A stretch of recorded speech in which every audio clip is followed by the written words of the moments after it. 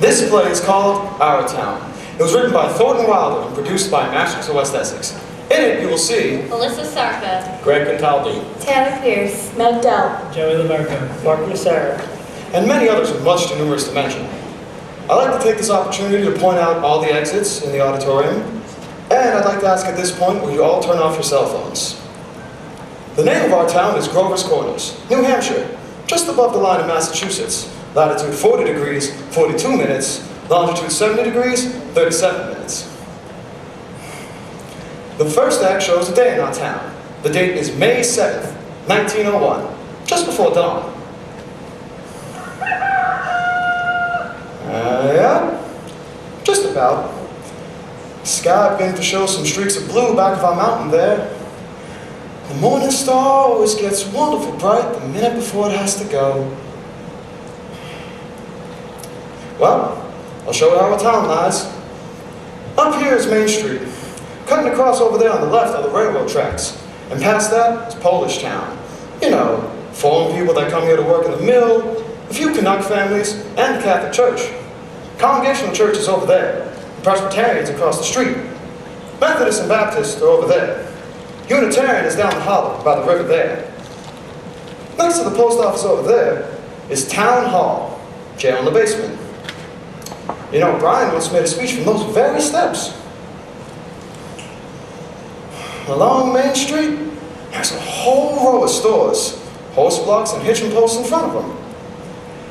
First automobile is going to come out in about 5 years. Belonging to Banker Cartwright, our town's richest citizen.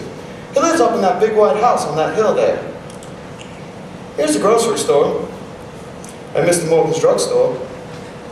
Most people manage to visit these shops once a day. This is our doctor's house, Doc Gibbs. Here's the back door. Oh, and here are a couple trellises for those who feel they need to have scenery. This is Mrs. Gibbs' garden. Corn, beans, peas, hollyhocks, heliotrope, and a lot of burdock. In those days, we had a town newspaper that came out twice a week, the Grover's Corners Sentinel. And here's Editor Webb's house. And this is Mrs. Webb's garden. A lot like Mrs. Gibbs's, although it's got a lot of sunflowers too. And right here, it's a big butternut tree. Nice town, know what I mean? Nothing very remarkable ever came out of it, as far as we know. Earliest dates on the tombstones, though, over there say 1670. They're filled with Groves and Cartwrights and Gibbses and Herseys. Same names as we got here now. Well, as I said, it's early morning. Most of the lights in town are out. Except by the railroad tracks where Polish mothers just had twins. And at Joe Quarles' house, where Joe Jr.'s getting ready to deliver the morning paper. And at the depot, where Shorty Hawkins getting ready to flag the 545 for Boston.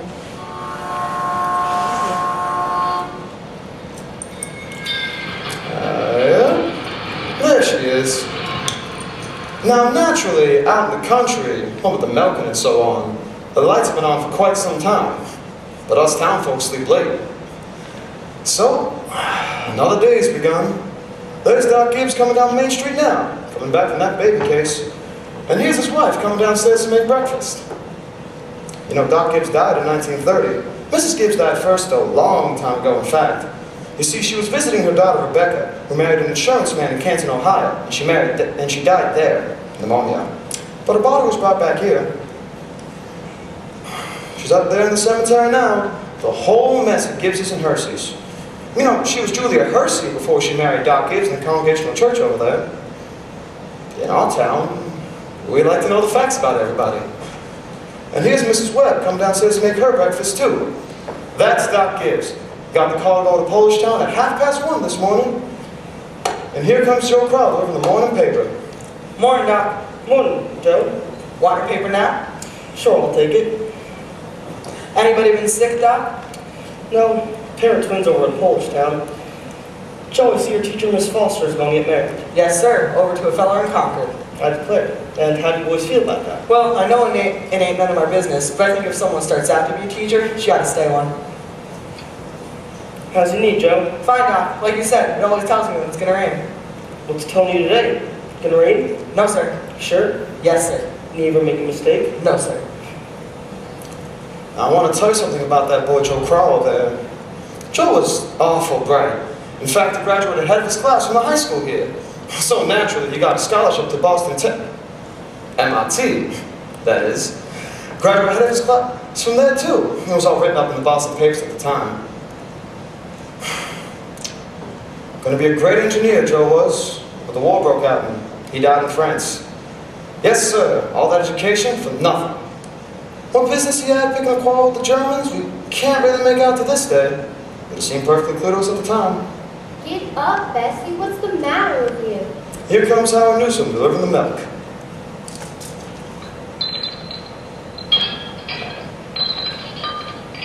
Morning, Doc. Morning, Howie. Somebody sick? No, a pair of twins over to Miss Garslaski's. Twins, eh? This town's getting bigger every year. Gonna rain, Howie? No, fine day. It'll burn through. Come on, Bessie. Hello, Bessie. How old is she, Howie? Going on 17. Bessie's all mixed up about the root ever since the Lockhart stopped taking their quart of milk every day.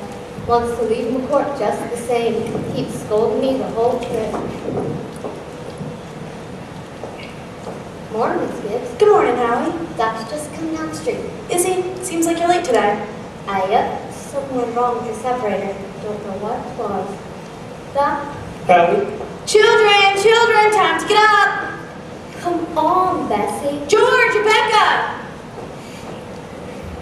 Everything all right, Frank? Yes, Miss Claire. Easy as kittens. Bacon will be ready in a minute. Sit down and drink your coffee. You can catch a couple hours of sleep this morning, can't you? Mrs. Wentworth's coming at 11. Guess I know what it's about, too. Her stomach gave what it ought to be. All told, you won't get more than 3 hours of sleep. Frank Gibbs, I don't know what's going to become of you. I do wish you'd go away someplace and take a rest. I think it'd do you some good. Emily, time to get up. Wally, 7 o'clock. I declare, you've got to talk to George.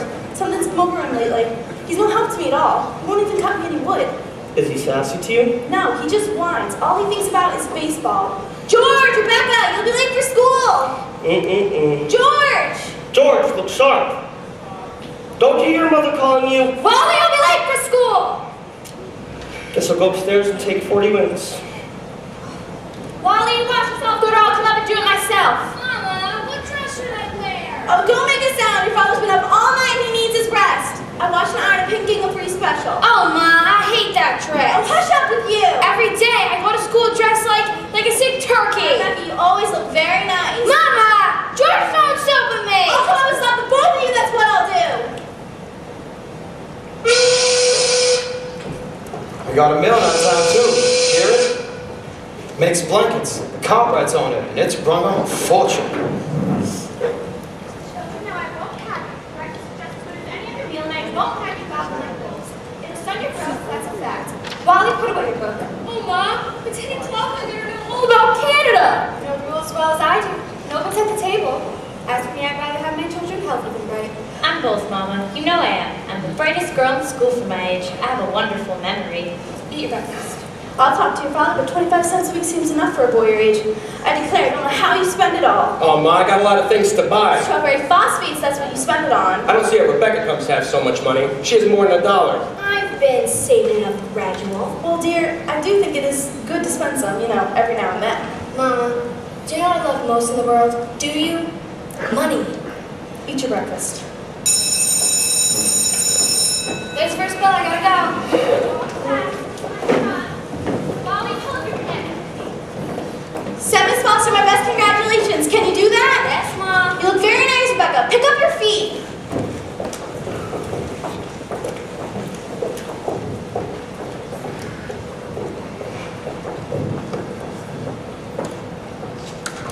Here, chick. No, you go away. Here, chick. What's the matter with you? Fight, that's all you do. Here, chick. Where'd you come from? You don't belong to me. Good morning, Myrtle. How's your cold? Oh, I still get that tickling feeling in my throat. I told Charles I didn't know they were going to choir rehearsal tonight. Have you tried singing over it? Yes, but somehow I can't seem to do that and stay on key. While I'm resting, I thought I'd string some beans. Beans will be good this year. Let me help you. Oh, yeah? Decided to put in 40 quarts if it kills me. Children say they hate them, but I noticed they're able to keep them down all winter. Now, Myrtle, I've got to tell you something. Because if you don't tell somebody, I'll burst. Why, Julia Gibbs? Myrtle, did one of those second-hand furniture men from Boston come to see you last Friday? No. Well, he called on me. And at first I thought he was a patient wanting to see Dr. Gibbs. And then he wormed his way into my parlor, and he offered me $350 for my grandmother Westworth Highways. I'm sitting here. Julia Gibbs? Yeah, he did. That old thing, well, I didn't know where to put it. I almost gave it away to cousin Hester Wilcox. You're not going to take it, are you? I don't know. You don't know? $350. What's come over you? Well, if I could get the money and give it to the doctor and have him take it and go away someplace, I'd sell it like that. You know, Myrtle, it's always been a dream of my life to see Paris, France. Well, it's crazy, I suppose, but I've always promised myself that if I ever had the chance... How does the doctor feel about it? Well, I did beat about the bush a little and say that if I got the legacy, well, that's the way I put it, and make him take me. What did he say? Well, you know how he is. I haven't heard a serious word out of him since I've known him. No, he says. I might make him discontented to go traipsing about Europe. Better let well enough alone, he says. Every 2 years he takes a trip to the battlefields of the Civil War, and that's enough trip for anybody, he says. Well, Mr. Webb just admires the way Dr. Gibbs knows everything about the Civil War. You know, Mr. Webb's the right man to give up Napoleon and move on over to the Civil War. Dr. Gibbs being one of the brightest experts in the country just makes anyone despair. It's a fact Dr. Gibbs isn't as happy as when he's at Antietam or Gettysburg. The times I walked over those hills, Myrtle, stopping it all out and pacing out every bush like we was gonna buy it. Well, if that second-hand man's really serious about buying it, Julia, you sell it. And then you get to see Paris, all right? Just keep dropping hints from time to time. That's how I got to see the Atlantic Ocean, you know? I'm sorry I mentioned it. Only seems to me that once in your life you get to see a place where they don't speak English or don't even want to. Thank you very much, ladies. Now we'll skip a few hours.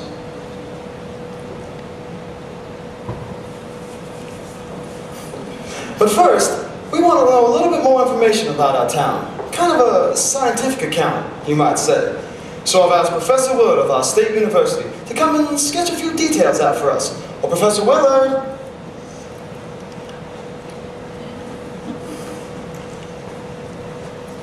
May I introduce Professor Willard of our state university.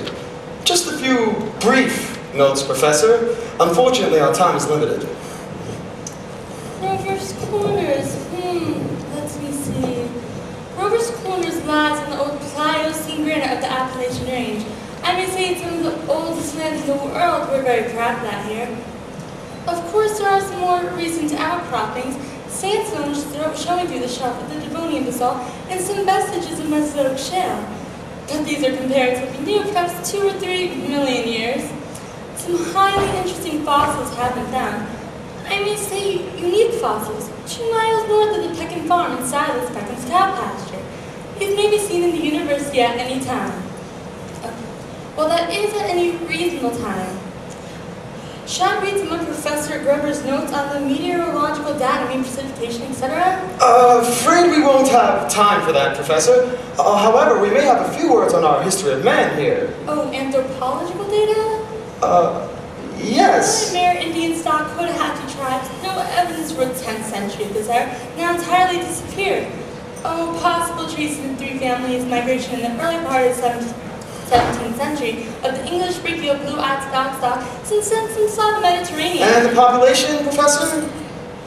Within the town limits, 2,640. Oh, just a moment, Professor. Oh, the population at the moment is 2,642. The postal district brings in 507 more, making the total 3,149. Mortality birth rate's constant, but my Pearson's gauge 6.0. Thank you very much, Professor. I know we're all very obliged to you. Not at all, sir, not at all. And now for the political and social report. Editor Webb. Mr. Webb. He'll be here in a minute. He just cut his hand whilst eating an apple. Thank you, Mrs. Webb. Charles, everybody's waiting. Mr. Webb is the publisher and editor of the Grover's Corner Sentinel. That's a local paper, you know.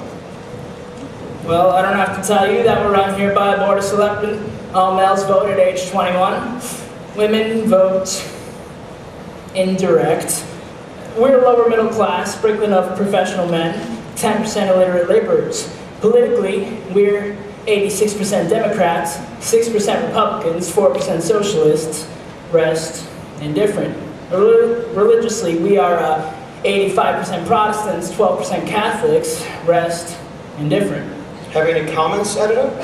Very ordinary town if you ask me, a little better behaved than most, probably a lot duller. But our young people here seem to like it well enough. 90% of them graduating from high school settled down right here to live, even when they've been away to college. Now, is there anyone in the audience who would like to ask Editor Webb any questions about our town? Yes, you.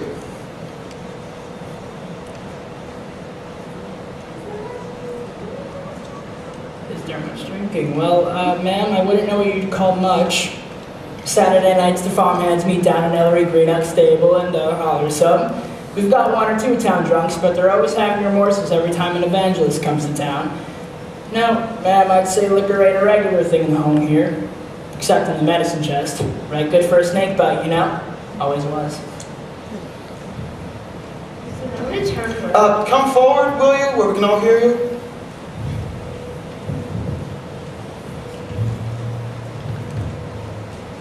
Thank you. Now, what was it you'd like to ask? Is there no one in town aware of social injustice and industrial inequality? Oh, yes, everybody is. Something terrible. Seems like they spend most of their time talking about who's rich and who's poor. Then why don't they do something about it? Well, I don't know. I guess we're all hunting like everybody else for a way the diligent and sensible can rise to the top and the lazy and quarrelsome can sink to the bottom. But it ain't easy to find. Meantime, we do all we can to take care of those who can't help themselves, and those that can, we leave alone. Are there any other questions? Yes, ma'am. Is there any calls on the defense? Well, ma'am, there ain't much. And not in the sense you're meaning. Come to think of it, there are some ladies that play piano at the high school commencement, but they ain't happy about it. Now, ma'am, there ain't much culture here, but maybe this is the place to tell you that we've got a lot of pleasures of a kind here. We like watching the sunrise over the mountain in the morning, and we all notice a good deal about the birds. Yes, we pay a lot of attention to them, and we notice a change of seasons. Yes, everybody knows about them, but those other things, ma'am, you're right. There ain't much. Robinson Crusoe in the Bible and Handel's Largo, we all know about that. And Whistler's Mother, those are just about as far as we go. Thank you, Mr. Webb. Now we'll get back to the town. It's 2 o'clock. All 2,642 have had their lunches, and all the dishes have been washed. The children have gone back to school. There's a buzzing and a humming coming from the school buildings. Only a few buggies on Main Street, though. The horses are dozing at their hitching posts. There's an early afternoon calm about the town. I'm sure you all remember what it's like. Doc Gibbs is in his office, tapping people, making them say, ah. And there's Editor Webb mowing his grass. You know, one man in 10 thinks it's a privilege to push your own lawnmower. I can't, Lois. I've got to go home and help my mother. I promised. Emily, walk simply. Who do you think you are today? Oh, Papa, you're terrible. One minute you tell me to stand straight, and the next you call me names. I just don't listen to you. Golly, I've never got a kiss from such a great lady before. Oh, excuse me, Mrs. Forrest. You go out and play in the field, young man. You have no business playing baseball on Main Street. Awfully sorry, Mrs. Forrest. Hello, Emily. Oh, hello. You made a fine speech in class today. Well, I was really ready to make a speech about Monroe Doctrine. At the last minute, Miss Corcoran made me talk about the Louisiana Purchase instead. I spent an awful long time on both of them. Gee, it's funny, Emily. From my window up there, I could just see your head nights when you're doing your homework over in your room. Why, can you? You really do stick to it, Emily. I don't see I could sit still that long. I guess it was like school. Well, I always feel it's something you have to go through. Yeah. I don't mind it, really. It passes the time. Emily, what do you say we might work out kind of a telegraph from your window to mine? And once in a while, you could give me a hint or two about one of those algebra problems. Well, I don't mean the answers, Emily. Of course not. Just a little hint. Well, I think hints are allowed. So, if you get stuck, George, you whistle to me and I'll give you some hints. Emily, you're just naturally bright, I guess. I figure it's just the way a person's born. Yeah. But you see, I want to be a farmer. And my Uncle Luke says whenever I'm ready, I can go over and work on his farm. And if I'm any good, I can just gradually have it. You mean the house and everything? Yeah. Well, I better be getting off to the baseball field. Thanks for the talk, Emily. Oh, good afternoon, Mrs. Webb. Good afternoon, George. So long, Emily. So long, George. Emily, come here and help me string these beads for the winter. Well, George Gibbs and himself have a fine conversation, didn't he? Why, he's growing up. How old would George be? Oh, I don't know. Let's see, he must be almost 16. Mama, I made a speech in class today and I was very good. You must have recited to your father at supper. What was it about? Louisiana Purchase. It was like silk off of school. I'm going to make speeches all my life. Mama, are these big enough? Try and get them a little bigger if you can. Mama, will you answer me a question serious? Seriously, dear, not serious. Seriously, will you? Of course I will. Mama, am I good looking? Of course you are. Both my children got good features. I'd be ashamed if they hadn't. Oh, Mama, that's not what I mean. What I mean is, am I pretty? I've already told you yes. You have a nice, young, pretty face. I've never heard of such foolishness. Oh, Mama, you never tell us the truth about anything. I am telling you the truth. Mama, were you pretty? Yes, I was, if I do say it. I was the prettiest girl in town next to Mimi Cartwright. But Mama, you've got to say something about me. Am I pretty enough to get anybody? To get people interested in me? Emily, you make me tired. Now stop it. You're pretty enough for all normal purposes. Come along now and bring that bowl with you. Oh, Mama, you're no help at all. Now I think it's a good time to tell you that the Cartwright interest have begun building a new bank on Main Street. I had to go to Vermont to get the marble, though, I'm sorry to say. And they've asked a friend of mine what they should put in the cornerstone for people to dig up 1,000 years from now. Of course, they put in a copy of the New York Times and a copy of Mr. Webb's Center. I'm kind of interested in this, because some scientific fellas have found a way of painting all that reading material with a special kind of glue, this silicate glue, and it'll make it keep 1,000 years, or even 2,000 years. So we're going to put in a Bible, a copy of the Constitution of the United States, and a copy of William Shakespeare's plays. What do you say, folks? What do you think? You know, Babylon once had 2 million people in it, and all we know about them is the names of the kings and some copies of wheat contracts and, let's say, the slaves. Yes, every night the family would sit home for supper, the father would come home from work, and smoke went up the chimney, same as here. Even in Greece and Rome.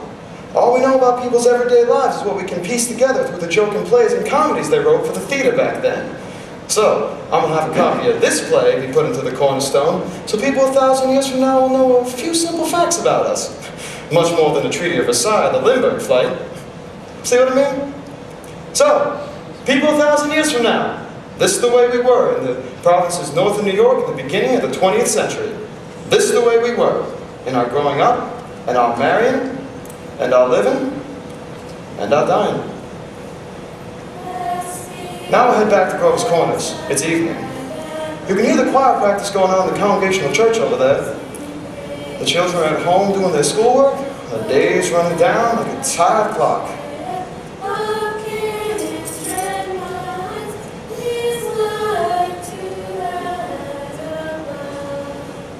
Now look here, ladies and gentlemen. Music was brought into this world to bring pleasure. Now try it again. Softer. Softer! Now look here, everybody. Get it out of your heads that music's only good when it's loud. You leave loudness to the Methodists. You couldn't beat them even if you wanted to. Now try it again. Tenors. Emily. Hello. Hello. I can't work at all. The moonlight's so terrible. Emily, did you get the third problem? Which? The third? Well, yes, George, that's the easiest of them all. Well, I don't see it. Can you give me a hint? I'll tell you one thing. The answer's in yards. In yards? How do you mean? In square yards? Oh, in square yards. Yes, George, don't you see? Yeah. In square yards of wallpaper. Oh, I see. In square yards of wallpaper. Thanks a lot, Emily. You're welcome. My, is the moonlight terrible? And choir practice going on? I think if you hold your breath, you can hear the train all the way to Kentucky. Hear it? What do you know? Well, I guess I'd better go back and try to work. Good night, Emily. Good night, George.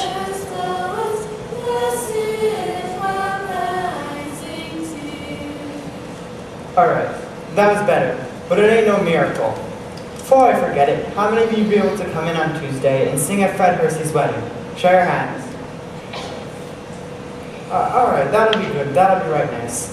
Now remember, art thou weary, art thou languid, It is a question, ladies and gentlemen. Make it talk. George, can you come down a minute? Yes, Pa.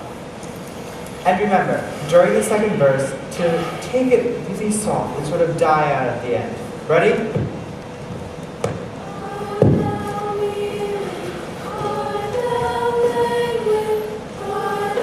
Make yourself comfortable, George. Won't keep you a minute. George, how old are you? Me? I'm 16, almost 17. And what do you want to do after school's over? Well, I want to be a farmer on Uncle Luke's farm. And you'll be willing, will you, to get up early and milk and feed the stock? And you'll be able to hoe and hay all day? Sure I will. What do you mean, Pa? Well, George, while I was in my office, I heard a funny sound. And what do you think it was? It was your mother, chopping wood. There you see your mother, getting up early, washing and ironing, cooking meals all day long. And still, she has to go out in the backyard and chop her own wood. I suppose she just got tired of asking you. She just gave up and decided it was easier to do it herself. And you eat her meals, and you put on the clothes she keeps nice for you, and then you run off and play baseball. Like she's some hired girl we keep around the house, but that we don't like very much. Well, I knew all I had to do was call your attention to it. Here's an handkerchief, son. George, I've decided to raise your spending money 25 cents a week. Not, of course, for chopping wood for your mother, because that's the sort of present you give her, but because you're getting older. And I imagine there are lots of things you must find to do with it. Thanks, Pa. Let's see. Tomorrow's payday. You can count on it. Probably Rebecca will feel she ought to have some more too. I wonder what could have kept your mother. It's only 8:30, Pa. I don't know why she's in that old choir anyway. She hasn't got any more voice than an old crow. Traipsing around the streets at this hour of the night. Just about time you retired, don't you think? Yes, Pa. Night, Martha. Good night, Mr. Foster. I'll tell Mr. Webb. I know he'll want to put it in the paper. Good night, Irma. My, it's late. Real nice choir practice, wasn't it? Myrtle Webb. Look at that moon. Potato weather for sure. Well, naturally I didn't want to say a word about it in front of the others, but now that we're alone, really, it's the worst scandal that was ever in this town. What? Simon Stimson. Luella. But Julia, to have the organist of a church drink and drunk year after year? Luella! Julia, you know he was drunk tonight. Now, Luella, we all know about Mr. Simpson, and we all know about the troubles he's been through. And Dr. Ferguson knows too. And if Dr. Ferguson keeps him there up on his job, the only thing the rest of us can do is just not to notice it. Not to notice it, but it's getting worse. No, it isn't, Luella. It's getting better. I've been in that choir practice twice as long as you have. It doesn't happen anywhere near so often. My, I hate to go to bed on a night like this. Oh, gracious, I better hurry. Those children will be staying up till all hours. Good night, Luella. Julia. Good night, Myrtle. Can I get you home safe, Luella? Oh, it's as bright as day, I can see. You'd think we've been to a dance the way the men folk carry on. Good night, Julia. Good night. See you on Sunday. See you then.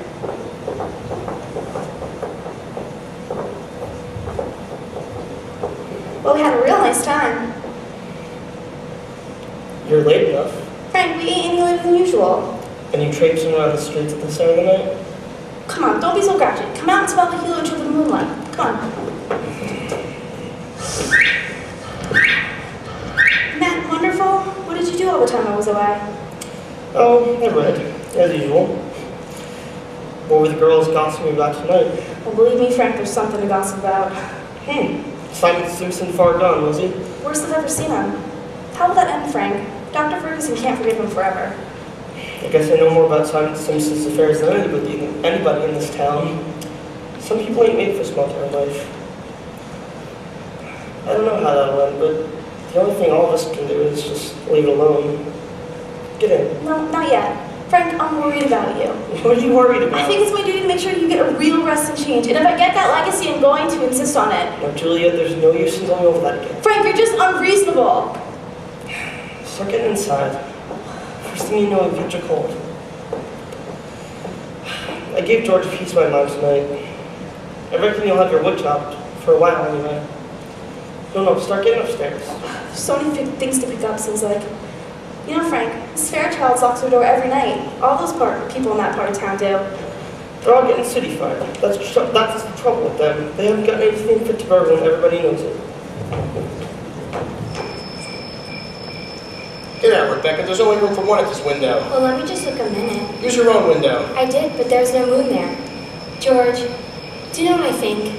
Maybe the moon's getting nearer and nearer, and there'll be a big explosion. Rebecca, you don't know anything. If the moon were getting nearer, then the men that set up one night with telescopes would see it first. And they'd tell us about it. It'd be in all the newspapers. George, is the moon shining on South America, Canada, and half the whole world? Well, probably is. 9:30. Most of the lights in town are out. There's Constable Warren checking a few doors on Main Street. And here comes Ida the Webb after putting his newspaper to bed. Evening, Bill. Oh, evening, Mr. Webb. Quite a moon. Yeah. All quiet tonight? Saw the Simpsons rolling around in the road. Just saw his wife coming downtown for him, so I looked the other way. Oh, well, there he is now. Good evening, Simon. Town seems to have settled down for the night pretty well.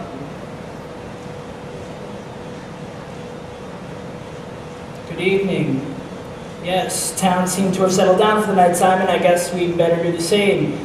Can I walk a long ways with you?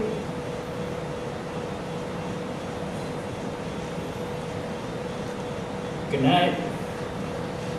I don't know how that's gonna end, Mr. Webb. Well, you seem to peck trouble one thing after another. Oh, Bill, if you see my boy smoking cigarettes, just give him a word, will you? He thinks a lot of you, Bill. Oh, I don't think he smokes no cigarettes, Mr. Webb. Leastways, not more than 2 or 3 a year. Hope not. Good night, Bill. Good night, Mr. Webb. Who's that up there? Is that you, Myrtle? No, it's me, Papa. Why aren't you in bed? Oh, I don't know. I just can't sleep yet. And the moonlight's so wonderful.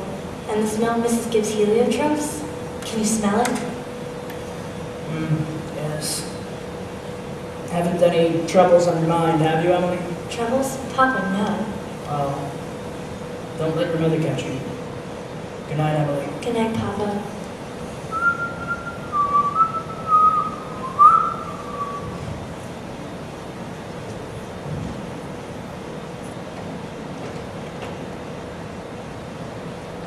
I never told you about that letter Jane Crowfoot got from her minister when she was sick. He wrote Jane a letter, and on the envelope, the address was like this. It said, Jane Crowfoot, The Crowfoot Farm, Grover's Corners, Sutton County, New Hampshire, United States of America. What's funny about that? But listen, it's not finished. United States of America, continents of North America, the Western Hemisphere, the Earth, the solar system, the universe, the mind of God. That's what it said in the envelope. What do you know? Yep, and the postman brought it just the same. What do you know? That's the end of the first act, folks. You can go out and smoke now. Those are smoke.